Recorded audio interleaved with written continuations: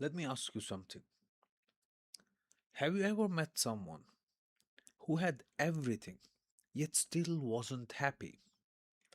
A successful business, a beautiful family, financial stability, good health, yet every time they spoke, it felt like they were carrying something heavy. Now, let me ask another question. Have you ever met someone who had almost nothing yet carried a peace that money couldn't buy? Same world, different reality. Why? Because circumstances don't create peace. They reveal what's already happening inside. One of the reflections that stayed with me while reading the mirror is this. Most people believe freedom is about changing what's around them, changing jobs, changing countries, changing relationships, changing routines. But what if the real prison is not outside? What if it's inside? Think about elephants. When they are young, they are tied to a small wooden stake. They pull, they struggle, they fight, days pass, weeks pass.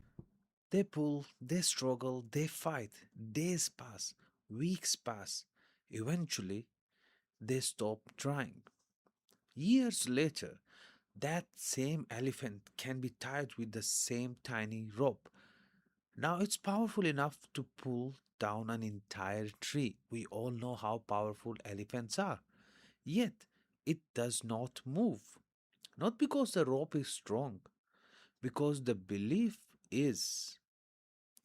How many of us are living exactly like that, including me? I could never start a business. I'll never lose weight. I am just an angry person. I am terrible with money. I'm always unlucky. Really? Is that what you want to think? Is that what you want in your life? Or have you simply repeated those sentences for so many years that they have become invisible chains? As a coach, I have seen this over and over again. Two people walk into the gym on the same day. One says, I have never done this before, but I'm excited to learn.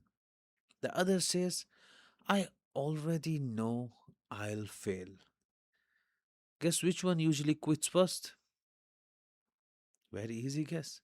Not because they are weaker, because one is carrying weights that no one else can see. Fear, doubt, past failures, comparison, shame, those weigh far more than any barbell. The author keeps inviting the reader to question whether these inner limitations are objective truths or stories that have become so familiar they feel unquestionable. His challenge is not to deny reality, but to examine the beliefs that quietly shape how we experience it. And this goes for me as well. We all been through this situation. Now, here's the difficult part. Sometimes we become comfortable inside our own prison, not because we enjoy suffering, because suffering becomes familiar, and human beings often choose familiar pain over unfamiliar growth.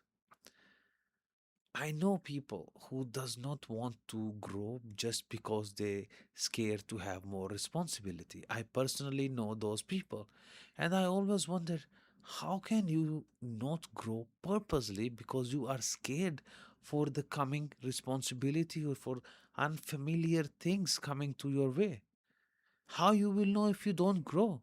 But they just refuse to grow. They don't want to get that unfamiliar stuff. They want suffering which is familiar to them. Think about that.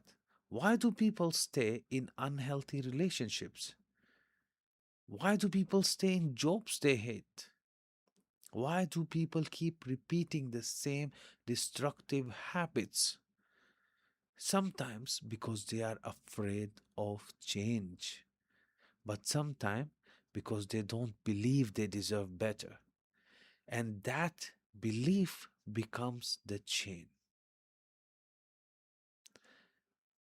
I was one of them.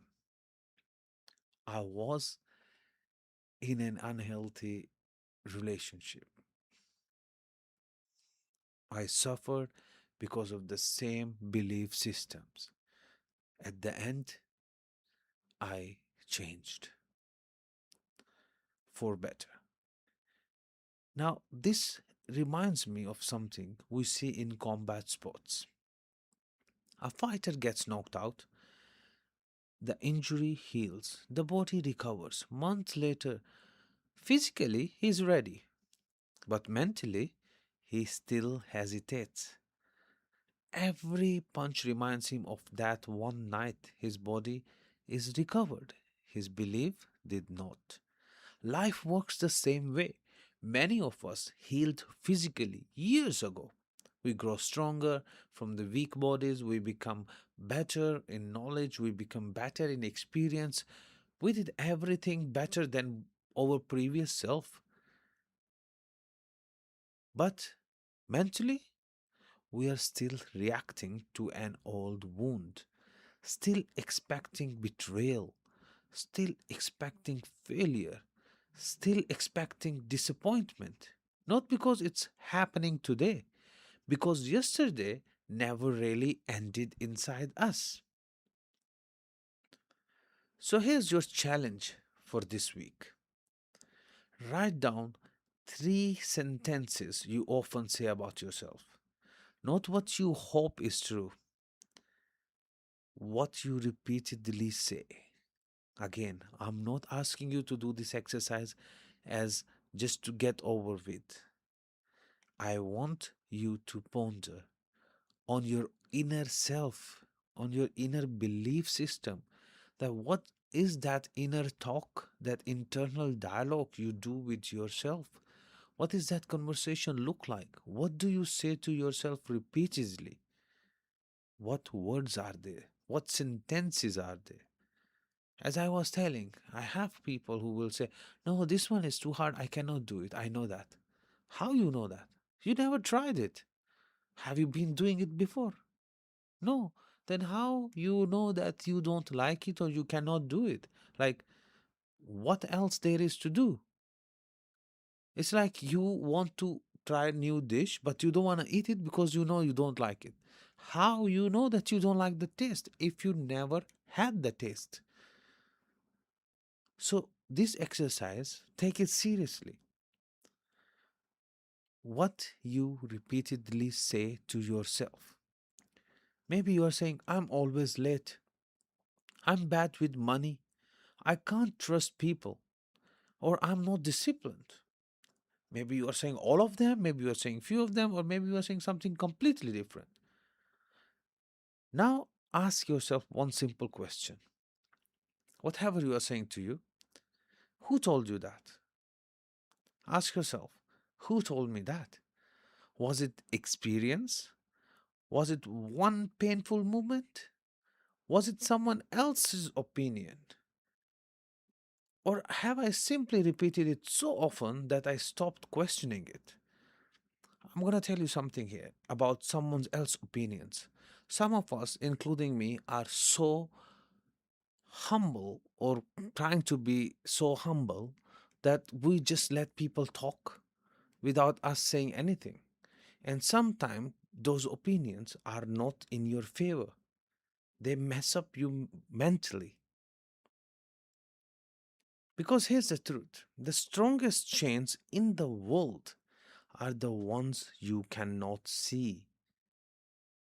And the moment you finally see them, they begin to lose their power. I always tell people every single human has its own universe.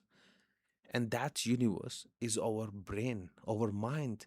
We don't experience things as they are, we experience things as we are. Remember this. Whatever, you can put 10 or hundreds people in the same exact experience, and every single one of them will explain it differently. Why? Because they take that experience as how they are in their universe. That's what your mind is. If your mind, your mental, your inner universe is good, everything around you feels good. If it's not good, you mess up everything around you. You can have the best life in the world in eyes of other people, but you might be still suffering with the misery of your own mind. This is where you will work for this week till my next episode. And in the next episode, we're going to ask an even bigger question. If our beliefs shape the way we see the world, then where do those beliefs come from? And more importantly, how do we replace them with something true? I'll see you in the next episode.